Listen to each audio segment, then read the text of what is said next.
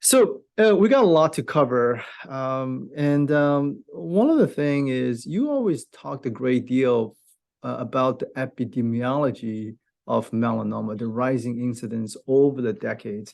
And you've been warning people for a long time about this epidemics of melanoma. Can you just comment a little bit about this? Like give us some statistics about the incidence and death rate associated with melanoma, and how does this change over the years? Well, it's interesting we bring that up because melanoma is one of the few cancers that's still increasing significantly in rate. And this is despite everything that we have out there looking at this. In terms of the incidence, number of cases, it's just gone up almost exponentially. We first started looking at this data in 1980. And at that point, 1 in 250 Americans would get a melanoma. This has dropped now where it's now down to about 1 in 45 will get it sometime during their lifetime. That's invasive melanoma. If you look at in situ melanomas, put it all together, it's about 1 in 24 or 1 in 25. So it's really gone up dramatically for that reason. And part of that is, it's interesting. If you look at incidence versus mortality of melanoma, deaths from melanoma, they've been relatively flat over the last decade or so. And that's probably because of early detection. If you think about it, a lot of cancers, the incidence and the mortality are basically related. Think of like pancreatic cancer, basically everybody who gets it dies from it. So the numbers are the same. But in melanoma, right now, about 90% of the patients who get melanoma survive it. And for that reason, it really makes a difference in terms of the mortality versus the incidence. Now, why that's important, when you look at prevention measures for melanoma, we think about primary prevention or secondary prevention. Primary prevention is wear sunscreen, protect yourself from the sun, just try not to get it. Secondary prevention is if you have something, get it looked at quickly so it's treated early. Primary prevention impacts on incidence.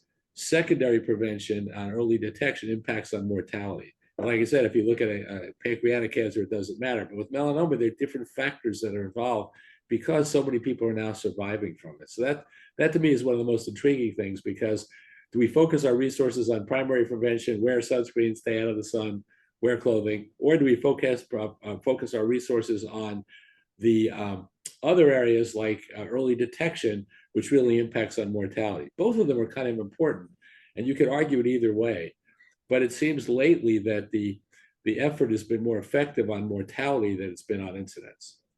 Yeah, I mean, I think you're right on. That is, melanoma is one of those diseases that early detection followed by prompt treatment that give you the best prognosis. And I think in the last, I would say 8 years, 5 years or so, we actually have some great therapies against advanced stage Yeah. melanoma, like the immunotherapies or targeted therapies. And why do you think there is such a rise incidence? Is it what is all attributed to?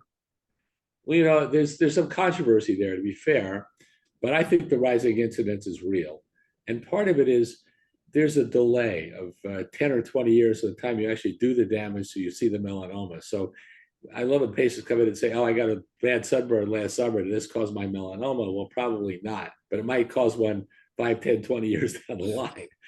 But so we're seeing the effects of what people did in the 80s and 90s, basically, at this point, even the early 2000s.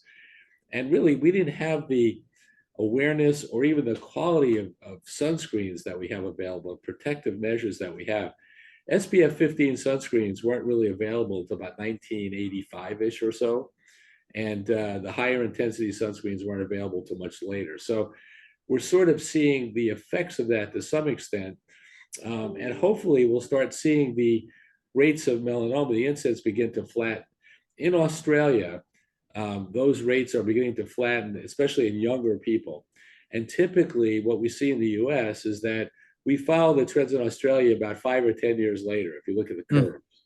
So I'm hoping that that will continue to happen, and we'll start to see the incidence numbers begin to at least flatten, if not begin to fall. There's so much information out there, and as you alluded to, melanoma is probably one of the most clear-cut cases of a cancer. We know the cause. We know a change in behavior can lower your risk, right? It's just we don't know that for all these other cancers. We know it for melanoma. So I think that's really a difference too. And as you also alluded to, one of the things that's made a difference in mortality is these the immunologic therapies that are out there, the PD-1s, the BRAF inhibitors, all those things that really make a difference. 10 years ago, if you had metastatic melanoma, we were done. It didn't matter. Yeah, yeah. We didn't really Now, have anything. but now it's a little different. I mean, there's no cure, but if you look at the data, the people that survive out 3 years, pretty much maybe a third to a half of the people will do that. They pretty much survive out another 5 to 7 years that we have data on right now. So that's really made a major impact. I mean, look at Jimmy Carter, okay? Yeah, Did his Katrina. 90s, brain mets, and still, in fact, is alive 6 years now on a PD-1 inhibitor. So there is some hope for some people. We're not at a cure yet, but we're getting closer. We're getting very close. I want to come back a little bit, just flesh out some of the stuff you talked about, the controversy. You said that the incidence is real because you mentioned we didn't have the good sunscreen, and some of the sunscreen did not protect against UVA radiation early on. And also on top of which, there was a lot of a tanning bed use, that aspect of it. And the controversy, some of the controversy is basically people are saying that there's an increasing selection bias, meaning that more people you screen, and of course you will find more melanoma. That was also another aspect of it. Is that correct? See, I don't think that's true. I'll tell you why. Okay. Let's take in situ melanomas out of the play here for now, okay? Just look at invasive melanomas. If you just look at invasive melanomas, there's not, at some point, they're going to reach a point where they're going to be diagnosed and treated, or the patient's going to die from them, right? I mean, you can't just not treat them. So that being the case, no matter how many patients you screen or see, it's going to be the same number of cases that you see that come out of this. And one of the arguments about screening bias I think is really wrong is that if you look at prostate cancer, for example, when PSA screens came into effect, into happening, which is basically in the around 1990 or so, what you saw is you saw a marked increase in detection because you took a bunch of cases out of the pool earlier with early detection. And then you saw the rate drop dramatically because what happened was all those early cases that would have been detected a year or 2 or 3 down the line had already been detected. And then it went back up to the same level. So in other words, the net curve was kind of like this, up, down, and then continuing. So it was like the slope was the same. The curve, you took some cases out early, it went up, it went down. So that's when you see the effect of screening. We do not see that with melanoma incidents. The big screening events started probably the late 80s. The American Academy of Dermatology had a program. It was kind of interesting, actually, where they had all the members do an extra contribution. And the idea behind it was to show the importance of dermatology. And part of it was to realize dermatologists treat skin cancer. We're not just popping pimples and shooting toxins and fillers. We do some important stuff.